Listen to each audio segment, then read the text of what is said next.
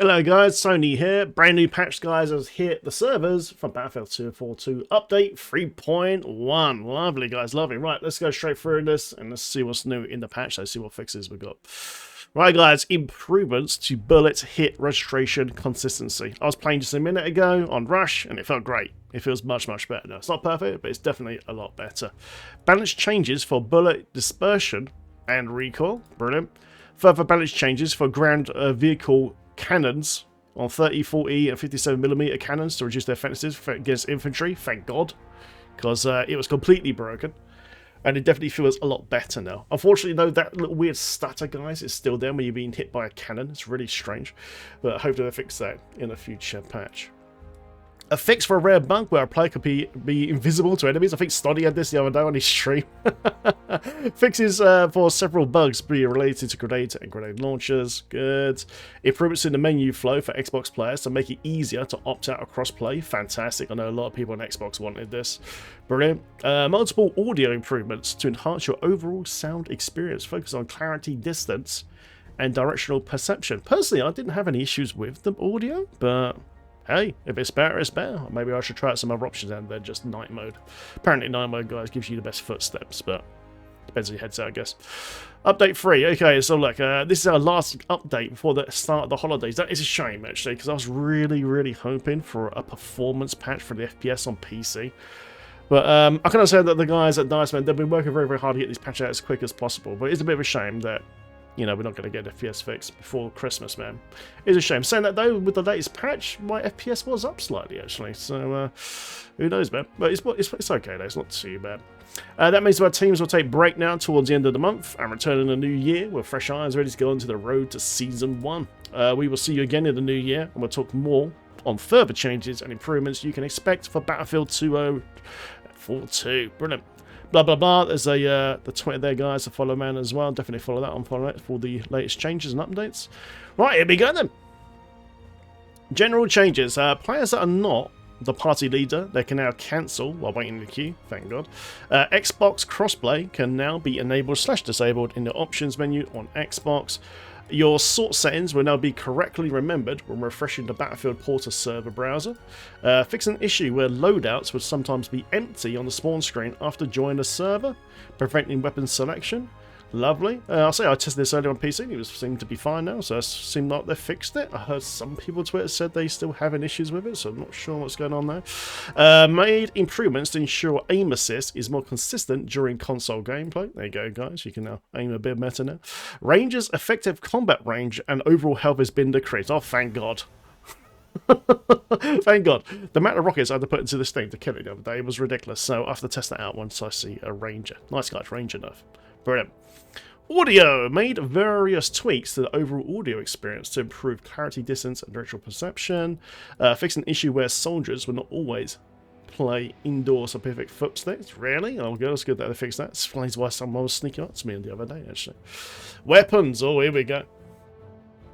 Remove the bounce from the under-barrel grenades when firing at short distances. Really? That's brilliant. Good. I might have to try these out now. 40mm AP grenades now properly damage vehicles. Alright, okay. I wonder how much damage they do now. We'll have to check that out. Brilliant. Fix some weapons displaying wrong ammo counts for specific magazines. Sniper rifles, guys, DX1 and NTW bolt action rifles. Reload animation is now increased by 0.2 seconds. Okay.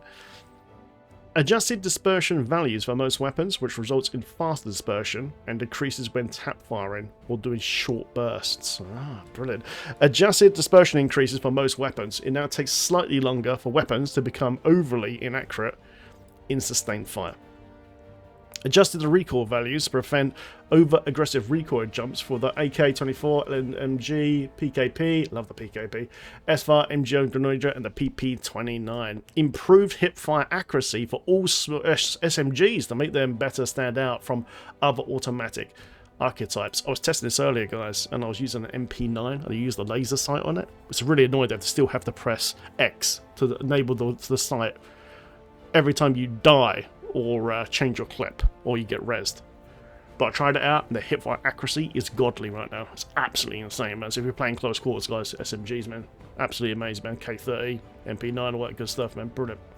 NMG dispersion and recoil lowered to improve performance in sustained fire. Oh. Oh. I'll have to try the PKP again now. Additionally, improvements to recoil control for all weapons, more specifically automatic weapons. Brilliant. Increased close range damage and consistency of the MCS 880 when using buckshot shell and flechette shells. Fix a bug that caused bullets to be fired below the player's aims for the S5 MGL and the K30. Oh, that explains a few things that happened to me the other day using that. Brilliant. Okay, guys, vehicle changes. Fixed a bug where vehicle weapons sometimes does not deal blast damage on a direct hit. We're reducing the ground vehicle 30mm cannon effective versus infantry. Well, they kind of said that up top there as well. It now overheats faster and has a slightly reduced rate of fire and blast damage. Good. And increased fall-off damage at distance. And you can see there, guys, the rate of fire, heat per bullet, heat drop in there has been reduced slightly. Not massively, but enough to probably make it a bit better now. Good. Hovercraft 40mm grenade launcher damage has been reduced from 55 to 35. Whoa! Yeah, we knew that was going to happen though, because that thing was pretty OP, man. Just go up, come up to some infantry, couple of clicks, killed everyone with it. So that's a good change, but it should be still effective, hopefully, at 35. Not that many people play the hovercraft now, because 2 rockets is down pretty quick. 40mm utility pod upwards firing angle is now easier to use. The Wildcat 57mm cannon has been removed dispersion. It's got less ammo now, 12 to 8. Impact damage reduced from 85 to 75, and blast damage from 70 to 35. Lovely, okay, that's interesting. Gadgets, frag grenade changer. Okay. Increase the time to detonate the frag grenade from 1.1 to 1.4 seconds after first bounce on a hard collision. Increase the damage of frag grenades across game modes to deal 120 damage now. Whoa, that means it kills unarmored. Yeah, it now kills on armored players too. Whoa, that is lovely. Reduce frag and incendiary grenade maximum ammo count though from 2 to 1. Ah, okay, fair enough. Yeah, to be honest, you know, if it can kill an armored player, then I agree with this change. Personally, I think armor plates shouldn't be in the game. I don't mind it being in there for you know, for the other modes and stuff like that. But for normal, just like normal conquest and stuff like that, you know, Hazard Zone it's fine for, I would say, you know, because you kind of expect armor plates in that sort of mode. But in general conquest stuff, you know, personally I would like taking them down. But anyway, guys, grenades, man. We're now kill an armor target outright. We only get 1 now.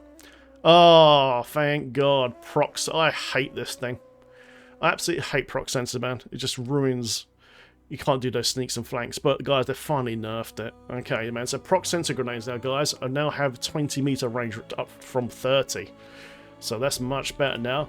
And their uptime was 30 seconds pre-patch, now only 14 seconds. A lot less people will now use this, man, because the worth of these things ain't that much now. Hopefully that means the recon drones will actually be used now. Or the recon guy now, finally. Okay. And lowered amount of proc sensors a player can carry and deploy from 2 to 1 as well, guys. So proc sensor finally got a good nerf. Because I hate this thing.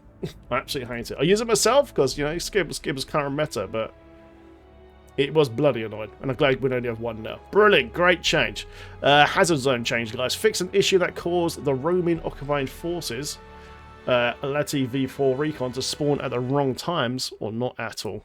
Breakthrough changes. Oh, please. Yes, they've done it. Yes. Kaleidoscope rooftop capture objective has been removed. Yes. Thank God. Thank you. That was so dumb. There are now 2 capture objectives at the bottom in the BT large and 1 at the bottom in the BT small. Fantastic change. Brilliant. Orbital rooftop capture objective has been removed. Yes. There is now a single capture objective at the bottom in the BT large and BT small. And Hourglass, guys, rooftop capture objective has also been removed again. Brilliant. There's now a single capture objective at the bottom, BT large and BT small. Also fix an issue where players were spawning out of bounds. And then soldier change, improvements on back pedaling into objects while being in a prone position. I noticed this. I noticed some people online were basically glitching their characters into walls. You know, all you saw was their arms and their heads sticking out with a gun and shoot you in the face. It was very strange. I'm glad they fixed that. Fix a rare issue where players could turn invisible when spawning on a full/destroyed vehicle. And there you go, guys. That is all the patch notes so far. Feel free to like and subscribe, guys. And I'll put a link to these patch notes in the video description as usual. Take care. Keep fragging. See you in the next one. Take care.